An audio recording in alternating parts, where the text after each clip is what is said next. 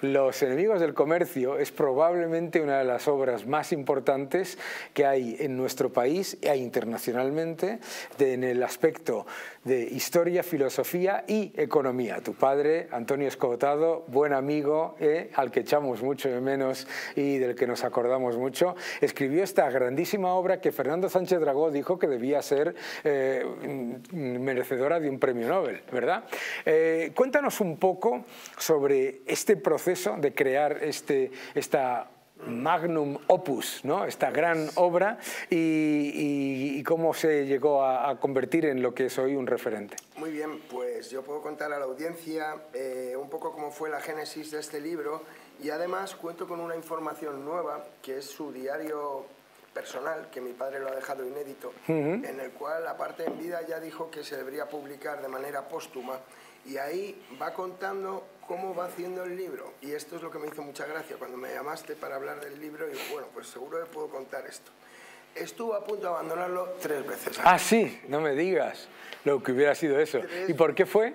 Pues porque en el siglo XIX las fuentes empiezan a saltar como hongos. O sea, si mi padre había estado buscando información desde toda la Edad Media, antes de la Edad Media, pues era difícil encontrar esta información, había que hacer una labor un poco de arqueólogo. Pero en el siglo XIX y el siglo XX ya pues es una pasada. Con Internet es la explosión.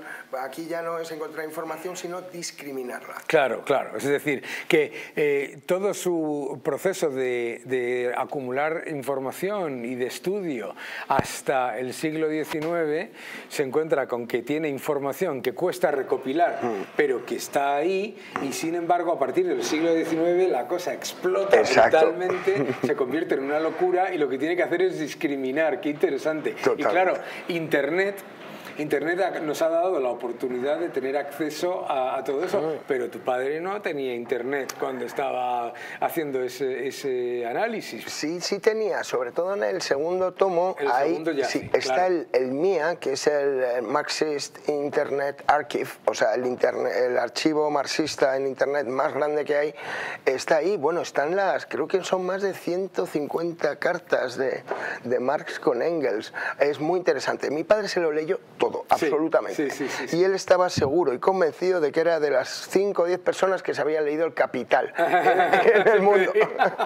Y es que además él en su pesquisa descubre que no lo ha leído ni Mao, ni tampoco Stalin. Hombre, eso desde luego.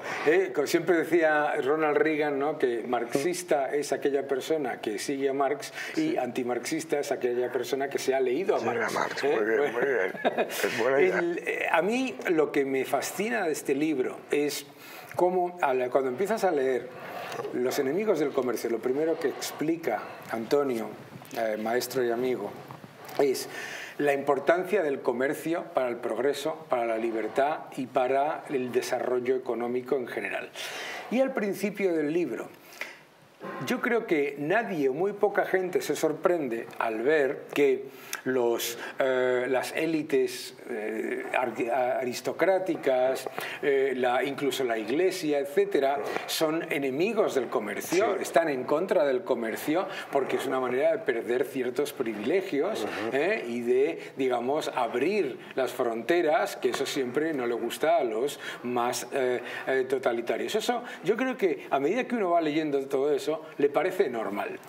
Pero yo creo que cuando llegas al siglo XIX y aparece el marxismo y te encuentras gente que ya no es por supuestamente mantener ser la élite aristocrática o la élite religiosa o la élite, sino que ya se supone que es gente que lo que quiere es el bien común, etcétera, son los mayores enemigos del comercio. Claro. Es que un poco mi padre lo que glosa en esta obra es que la palabra comunismo es un vocablo que hemos puesto en el siglo XIX a una teoría económica social diseñada por Carlos Marx. Pero no. mi padre lo que se dedica y explica largamente es que el ideal comunista es algo que se va repitiendo de manera cíclica a lo largo de la historia, y él incluso pues cifra la Edad Media como una de las épocas más perfectamente comunistas. ¿Por qué se ataca al comercio? Pues es sencillo, porque cuando una persona puede comerciar libremente adquiere libertad. Adquiere libertad. Pensemos un momento en la situación actual con nuestro queridísimo Pedro Sánchez. ¿Qué es lo que está proveyendo más y más y más a la sociedad? De auxilia, claro. Daniel. ¿Qué son los auxilia? Auxilia era lo que te daba el señor feudal. Claro. Te daba comida, te daba techo, sí, y te daba trabajo. 4 días tenías que trabajar para él. Todo lo demás garantizado. Sí. Ya te olvidas. Bueno, pues un poco eso es lo que se llama cartilla de racionamiento, lo que se llama pertenencia al partido en los regímenes comunistas, ¿no? Entonces hoy lo que intentan los gobiernos es que los ciudadanos sean lo menos libres posible. Claro. ¿Y para cómo se consigue eso? Pues haciéndoles lo más dependientes posibles de la teta pública. Claro.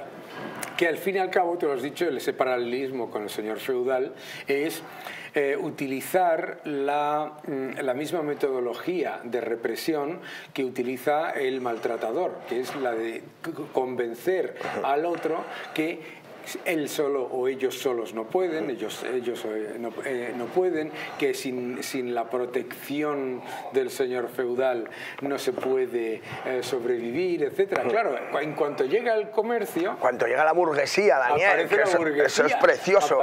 Los burgos, cómo se crean aquí, ¿no? Que de repente el zapatero, el herrero y el ebanistero dicen, me cago en la leche, estamos hartos de aguantar a esta autoridad, amurallémonos. Claro. Ahí nace la burguesía. Claro. Entonces, y comenta tu padre cómo los que comerciaban con ovejas van difundiendo por los mercados, y los mercados se convierten en la demostración del ciudadano de que hay unos señores que a través del comercio y a través de la colaboración privada entre ciudadanos libres se van haciendo no ricos, sino incluso más ricos, claro, que los propios aristócratas, que lo que tenían fundamentalmente, claro, eran deudas. Acuérdate de la Hansa, que también se habla mucho aquí, que es una sociedad mercantil secreta, sí, que no tiene cabeza. Es un poco lo que sería la ruta de la seda, pero llevado un poco más adelante. A ver, es muy hermoso en el libro cuando comenta que Europa se cierra, sí, o sea, se acaban los caminos, Daniel. Nadie corta la espesura de los árboles, nadie redirige los ríos y las ciudades se anegan, los caminos se anegan. Directamente llevar algo desde Madrid hasta Alcorcón podría llevarnos, en vez de como ahora 5 minutos, 5 días. Sí, sí. Hasta que unos seres que son de lo más, deberían hacer alguna película en Hollywood sobre ellos, son los caravaneros. Sí. Y entonces se vuelven a transportar mercancías con caravanas fuertemente protegidas, blindadas, y con gente que va abriendo caminos otra vez. Y Europa vuelve a estar conectada. Claro. Y entonces Europa vuelve a renacer. Cuando vas pasando del primero al segundo, y luego del segundo al tercero, y ves esa apertura, mejora, y cómo hay un punto en el que empezamos a ir hacia atrás. Sí, mi padre lo definía muy claramente, decía, cada avance de libertad fuerte que se produce en la sociedad hay un retroceso en seguridad, dijo. Porque preguntemos a la audiencia, ¿ustedes quieren ser libres o ustedes quieren estar seguros? Es que es distinto. Si usted quiere estar seguro, pues entonces necesita protección y está dispuesto a cambiar una serie de derechos por esa protección, pero si usted quiere ser libre, no necesita ninguna protección, salvo, claro, que haya una justicia y una igualdad de oportunidades que funcionen. Claro. Y es impresionante el libro esto, porque también detecta cómo las grandes revoluciones, con R mayúscula, donde han muerto miles de personas, surgen en momentos de aparente prosperidad. La trampa de la dicotomía entre seguridad y libertad es que viene alguien siempre y te dice, dame parte de tu libertad a cambio de seguridad. Exacto. Y luego no te da ni libertad ni seguridad. Sería tampoco. Laissez-faire versus dirigismo. Claro, un poco, ¿no? Claro. Y una de las cosas que es extremadamente preocupante Yo me acuerdo que la última vez que tuvimos una charla, tu padre y yo, le decía, falta un cuarto capítulo que es el avance del proteccionismo, toda la locura que se está viviendo ahora y cómo se desempolvan las ideas más fallidas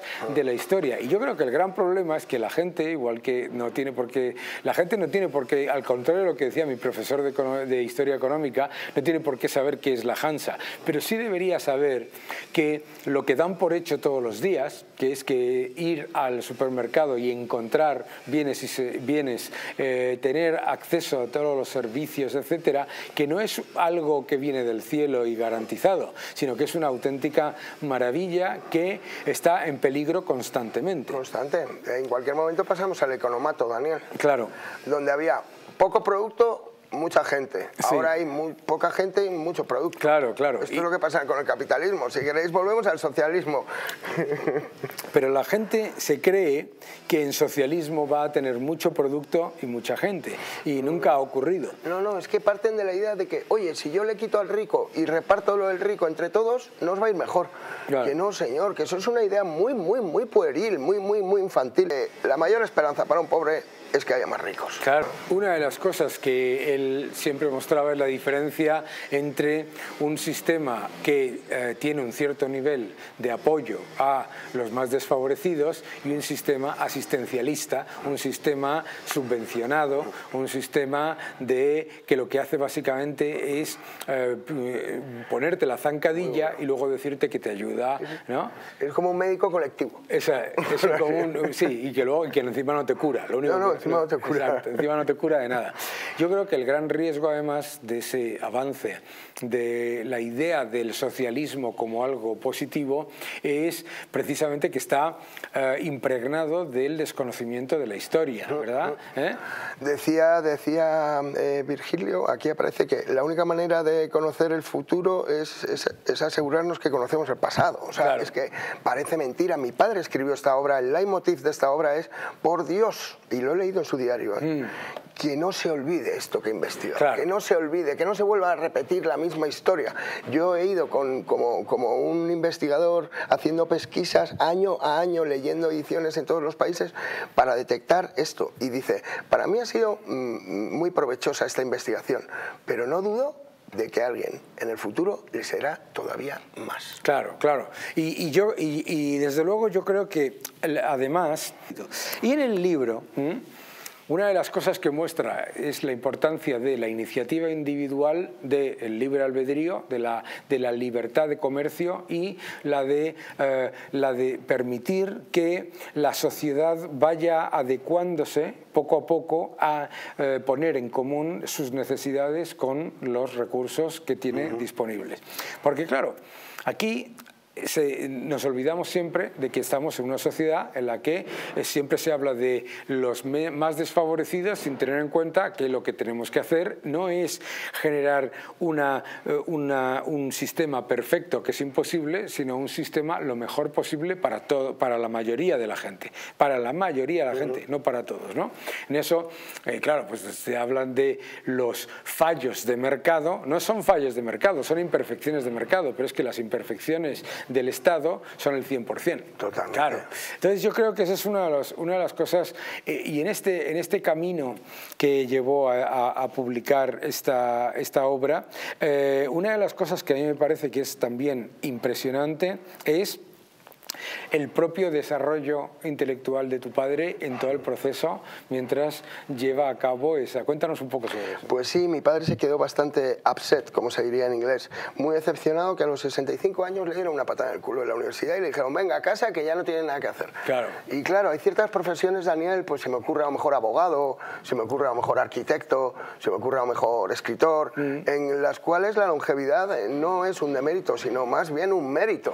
Y que Antonio Escotado, con 65 años, le sacaran de su puesto de titular como profesor de sociología en la UNED, pues supuso para él un estímulo y se hizo Los Enemigos del Comercio en la jubilación. En la jubilación. para que aprenda la gente de lo que hay que hacer. Estos 3 libros hechos cuando ya estaba jubilado. Y cuando ya estaba jubilado, Además, no solamente estos tres, sino que escribió muchos más, y de hecho en toda Latinoamérica, en todos los países de habla hispana y en todo el mundo se estudia este libro. Yo no puedo hacer otra cosa que en la semana en la que hemos tenido el Día del Libro, recomendar este libro maravilloso. Yo cuando lo empecé me llevé muchas sorpresas, de lo actual, que es la parte más antigua, y de lo aterradora, que es la parte más moderna. Tiene una parte casi de novela. Hombre, claro. Novela real, porque son protagonistas reales. Y bueno, por ejemplo, del siglo XIX, la Revolución Rusa, como la cuenta, es que hay algunos capítulos que va cada 10 minutos. Claro, es absolutamente espectacular. Se lo recomiendo a todos ustedes. Ha sido todo un placer, Jorge, que vinieses aquí a contarnos. Ya sabes dónde tienes tu casa. Cuando quieras. Y a todos ustedes, los enemigos del comercio, lo tienen que leer y sigan defendiendo la libertad. Gracias por ver este vídeo. Suscríbete a mi canal, deja tus comentarios, dale un like y continúa defendiendo la libertad. Muchísimas gracias.